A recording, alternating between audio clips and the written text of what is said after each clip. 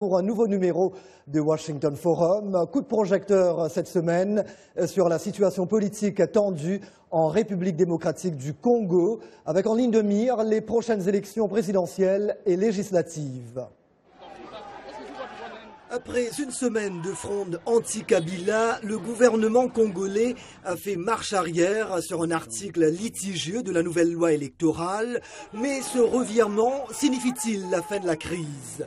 Décryptage.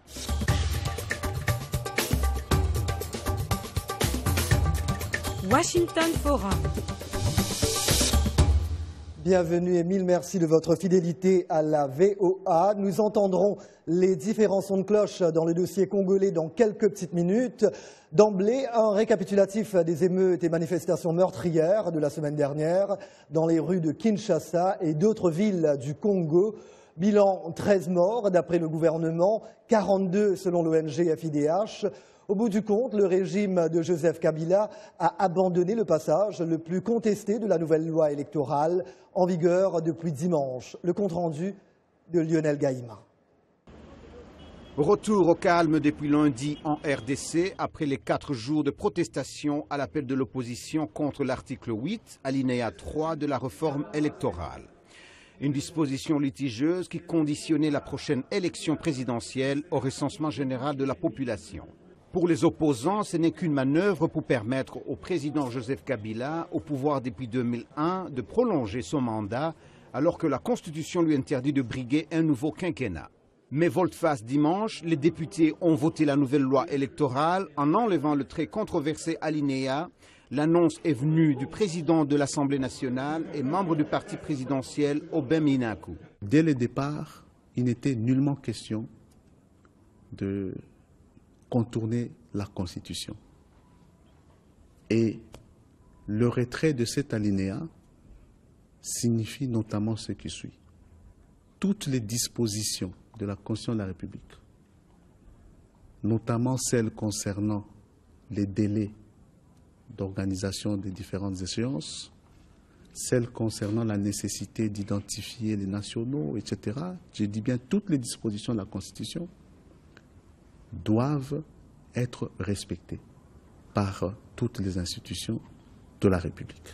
Une agitation politique de trop pour la RDC, selon le politologue Yves Ouya, pour qui l'Est du pays reste un creuset de conflits et de rivalités ethniques depuis ces 20 dernières années. Nous avons effectivement un pays qui a déjà un conflit à l'est de ce pays. Un conflit qui n'est pas maîtrisé par le pouvoir. Nous avons une présence de l'ONU à travers la MONUSCO.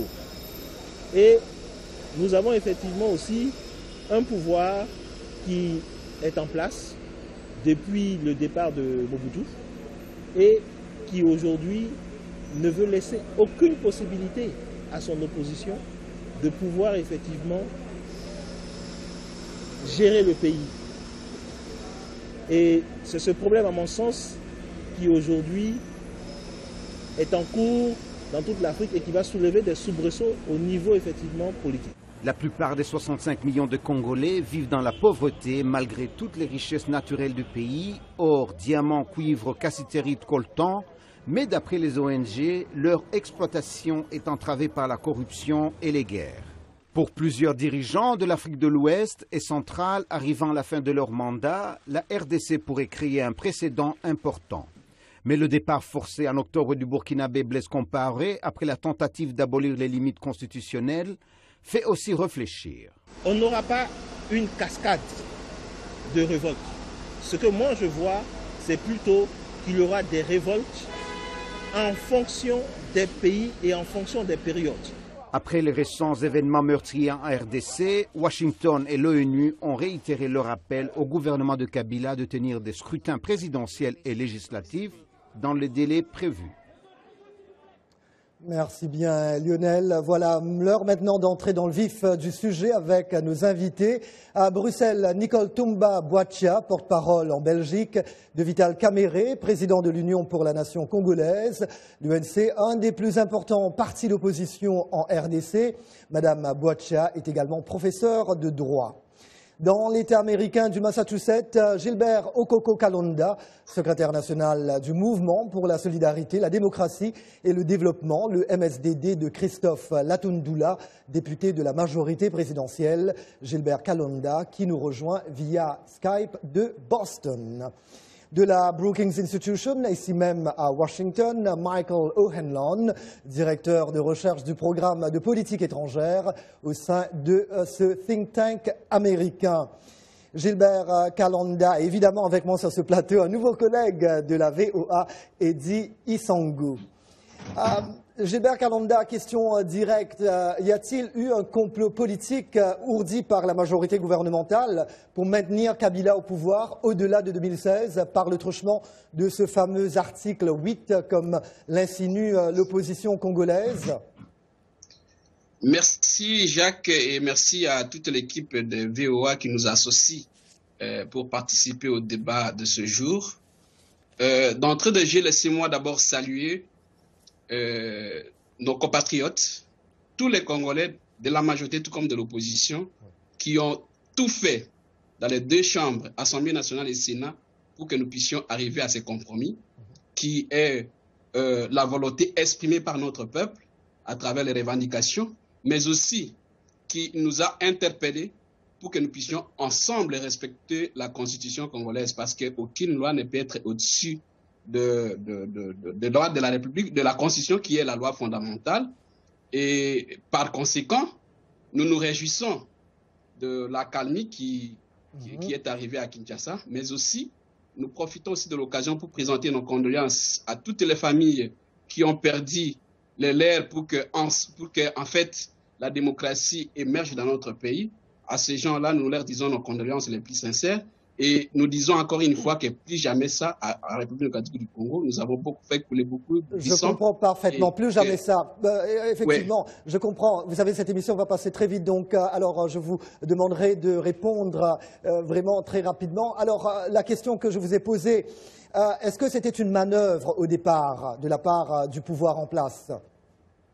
Bon, je ne saurais vous dire oui ou non, mais en fait, le président national Christophe Latundula Pena, lorsqu'il intervenant dans les débats le jour de la présentation de la loi par le vice-premier ministre, le ministre Boshab, il a soulevé la question. Il a dit que l'article 8, tel qu'il a été fait dans la loi et son alinéa 3, violait la Constitution. Et par conséquent, cet article pose problème des consensus national. Et malgré ces interventions, qu'il a continué au niveau de la commission PAJ, ainsi que dans la plénière, les amendements qui ont été faits pour que nous puissions extirper de cet alinéa, afin que la paix sociale revienne, n'a pas été attendu par la majorité de ses collègues qui siégeaient à l'Assemblée nationale. Mais malheureusement, nous sommes allés... Donc vous êtes d'accord que quand même au départ il y a eu une cacophonie. Pourquoi est-ce que le gouvernement congolais a mal vendu cet amendement? Quel était le problème alors? Très rapidement. Bon, le problème, je pense que est-ce que c'était fait à dessein? Mais dès lors qu'au sein même de la majorité présidentielle, il y a eu des voix qui se sont soulevées pour dire que l'alinéa 3 de la loi électorale pose problème et qu'il fallait l'extirper. Mais en fait... Mais la question que je vous posais, vous ne l'avez pas répondu. Est-ce que cet article, cet alinéa, est-ce que ça a été fait délibérément par le gouvernement pour éventuellement maintenir Kabila au pouvoir? Oui ou non? Est-ce que c'était ça les décès derrière cet article? D'abord, vous deviez savoir que la loi qui était en discussion dès l'ouverture de la session extraordinaire, cette loi... Il n'y avait pas une loi. Bon, malheureusement, je vais m'adresser aux autres invités. Professeur Batua, l'opposition a-t-elle donc fait un procès d'intention au régime au pouvoir? Était-ce tout simplement du Kabila bashing, une campagne de démagogie en vue des prochaines élections? En tout cas, nous, l'opposition, nous sommes très clairs. En tout cas, pour mon parti, nous sommes très clairs.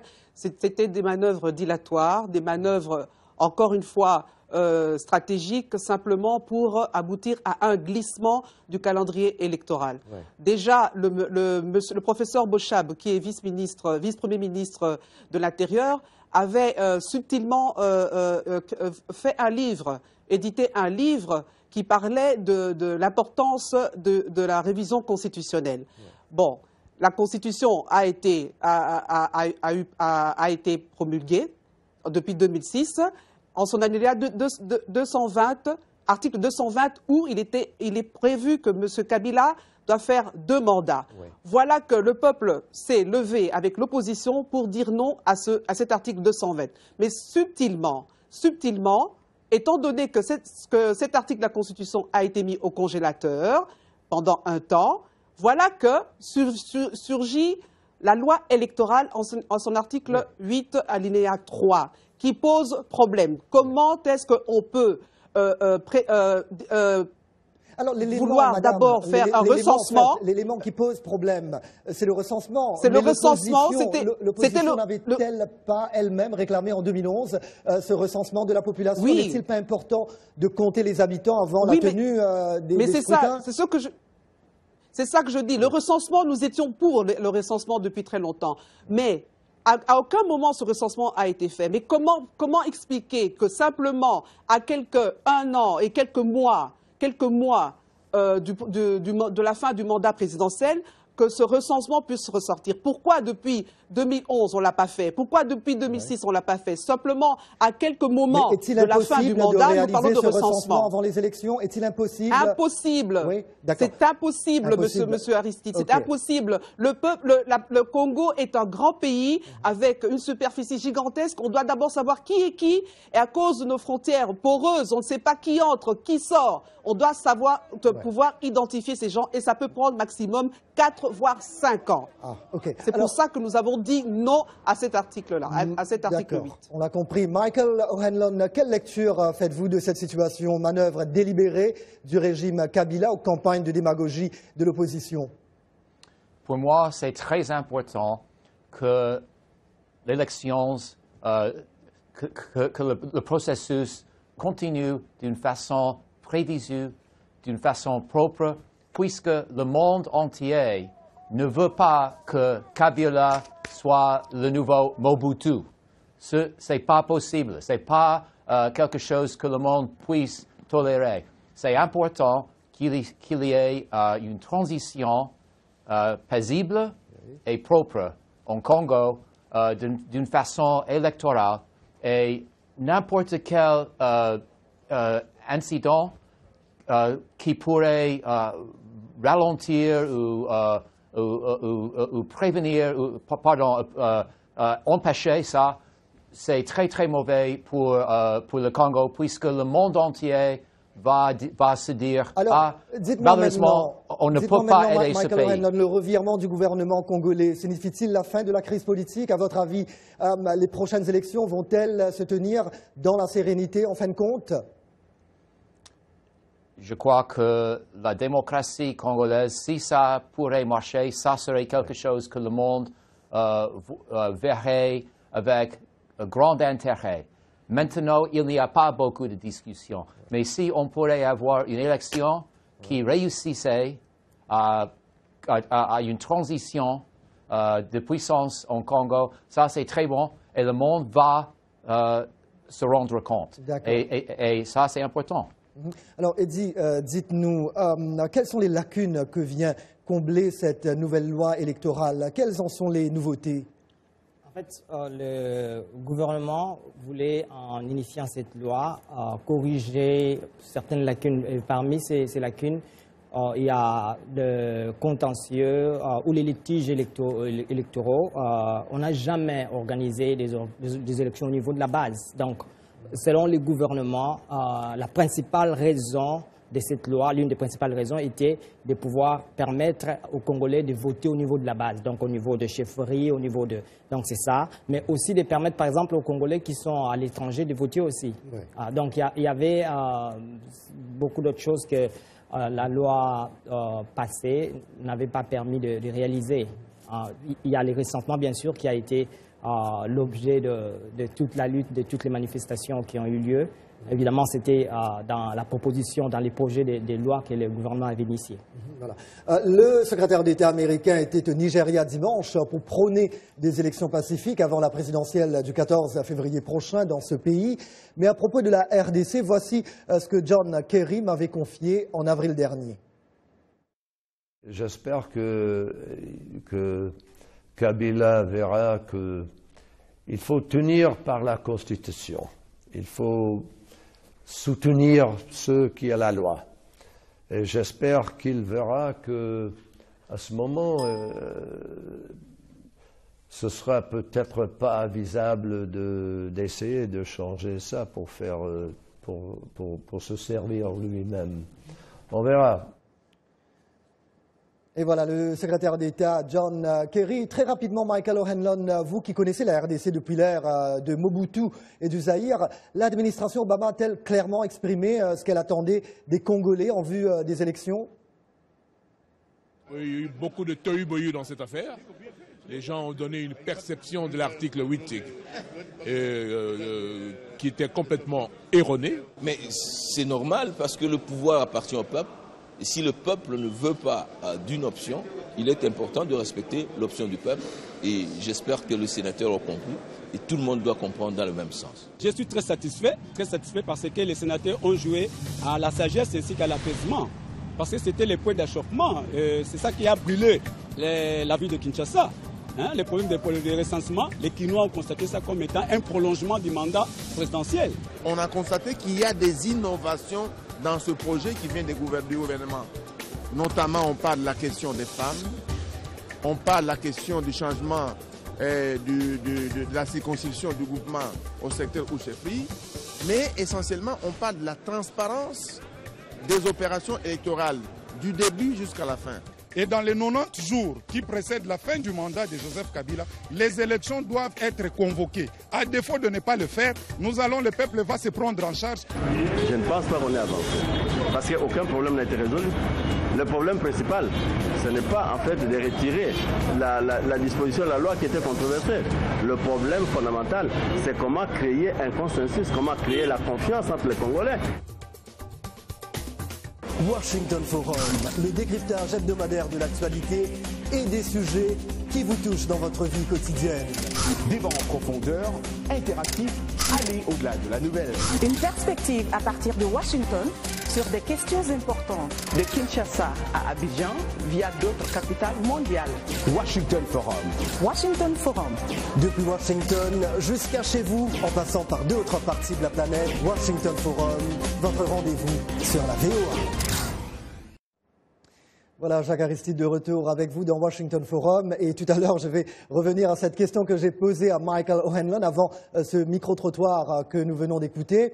Voilà, gros plan sur la situation politique au Congo-Kinshasa. Nos invités à Bruxelles, Nicole Boachia du parti d'opposition UNC. Depuis Boston, Gilbert Okoko-Kalonda du MSDD, qui fait partie de la majorité gouvernementale à Washington, Michael O'Hanlon de la Brookings Institution et mon collègue de la VOA, Eddie Isango. Mais comme promis, les points de vue exprimés sur la page Facebook de la VOA, de VOA Afrique, et je dois dire que la plupart venant de Congolais vivant à l'étranger, d'autant que le gouvernement de Kinshasa avait coupé l'Internet en RDC pour éviter un scénario burkinabé d'après des observateurs. Alors, Jérémy Kitemoko, Luanda, Angola, la crise au Congo pourrait prendre fin à condition que nous n'ayons pas un président préfabriqué par la commission électorale en collaboration avec la communauté internationale. Blandine Kabeya-Lotika, une Congolaise habitant dans l'État américain du Texas, vaut mieux un diable que tu connais qu'un ange que tu ne connais pas. Joukas Kao, Cotonou, Bénin, prêt pour la révolution, la lutte continue. Et Menga Rodolphe, Bujumbura, Burundi, nous oublions tous les problèmes qui déchirent la RDC, que Kabila quitte le pouvoir, que la MONUSCO quitte notre pays, que les Rwandais, Tutsis ou Hutus rentrent également chez eux. Nous voulons la paix. Avant de retrouver nos invités, un mot sur la mobilisation de la diaspora congolaise aux États-Unis après les derniers événements. Pour en parler, j'accueille Roger Muntu. Salut Roger. Salut Jacques. Évidemment, ces événements n'ont pas laissé insensible cette diaspora qui s'est réunie à Washington pour discuter des moyens pour assister les victimes. Nous avons parlé à certains membres de cette diaspora qui continuent à garder espoir. J'aimerais la base, l'éducation pour chaque enfant. À manger pour chaque enfant. Vous savez, ce sont des petites choses, mais qui sont grandioses. Vous savez, ça fait la différence. Ce qui se passe au Congo nous touche au plus profond, parce que c'est la diaspora qui est en train de soutenir toutes les familles, et cette diaspora se prive de beaucoup de choses pour subvenir aux besoins des familles qui sont restées. Alors que c'est notre pays qui devait faire de nous ce que nous devrions être dans cette diaspora, une fierté, des agents de changement. Les Congolais de la diaspora se sont réunis, la diaspora américaine, région de Washington DC, se sont réunis pour discuter et voir comment est-ce que nous pouvons venir en aide à nos compatriotes qui ont été blessés, ceux qui ont été tués, pour apporter un temps peu soit-il une petite assistance pour les aider. Ils sont venus de plusieurs États américains pour discuter des moyens de venir en aide à leurs concitoyens. Se sont-ils bien organisés? Gary Ouellet nous en dit plus. Absolument, oui. Il y a une organisation qui a déjà été mise en place. Il y a un compte bancaire qui a été ouvert pour le besoin de la cause. Les manifestations des lundis contre la nouvelle loi électorale ont fait des morts et des blessés. D'après ces Congolais, un jeune de 17 ans nommé Gabi avait succombé. Sur les réseaux sociaux congolais, on pouvait lire « Je suis Gabi », comme dans le slogan créé par Joachim Rossin, un graphiste français, dans les heures suivant l'attentat contre le journal Charlie Hebdo en soutien aux victimes. Gabi, c'est l'héros national. C'est la première personne qui est succombée au moment des événements qui viennent de se passer au pays. Et c'est de là que je dis, je suis Gabi. Jacques, cette diaspora congolaise des États-Unis a exprimé sa déception pour la situation actuelle en RDC. Ses membres nous ont aussi dit que si M. Kabila se représente en 2016 aux élections, il y aura sans doute d'autres morts. Ce que les Congolais ne souhaitent pas évidemment. Roger, merci bien. Avant d'aller plus loin, Michael O'Hanlon, si vous pouvez répondre à cette question que j'ai posée tout à l'heure à propos de l'administration Obama. Est-ce que cette administration a été limpide en ce qui concerne la situation en RDC? Moi, je dirais que l'administration Obama est préoccupée par les crises dans le Moyen-Orient et dans la Russie, ainsi de suite. Et donc, je dirais que la RDC, ce n'est pas une question importante, comme vous avez dit il y a 10 minutes peut-être. Mais quand même, je dirais que si on pourrait avoir une histoire qui réussit, un pays qui réussit dans le cœur de l'Afrique, ça serait quelque chose. Et ça pourrait commencer à devenir une histoire positive. Et à ce point-là, c'est possible que l'administration va souligner ce cas plus que l'administration va le faire maintenant. Alors justement, voyons ce qui peut attendre la RDC d'ici à l'année prochaine.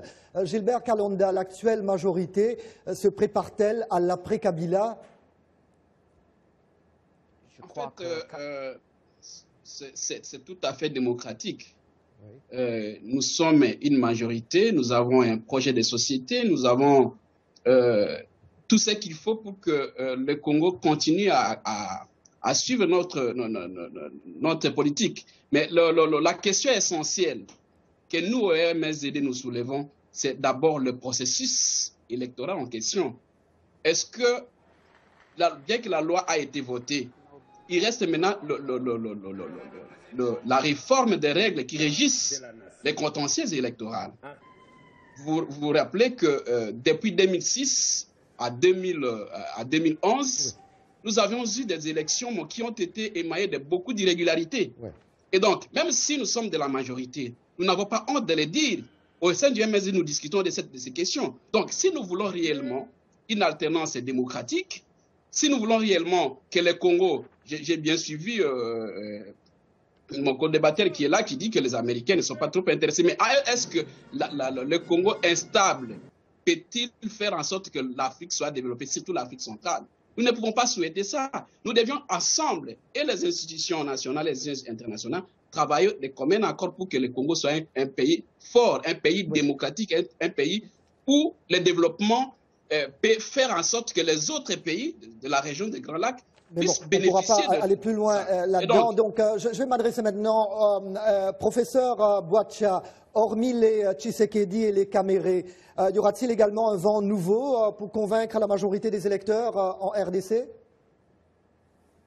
En tout cas, oui, il faudrait qu'il y ait un vent nouveau, c'est-à-dire que du côté de l'opposition, la plupart des électeurs, évidemment, du côté de l'opposition. Oui, oui, bien sûr. L'opposition, de toute façon, est unie autour de cette grande problématique qu'est le mandat électoral.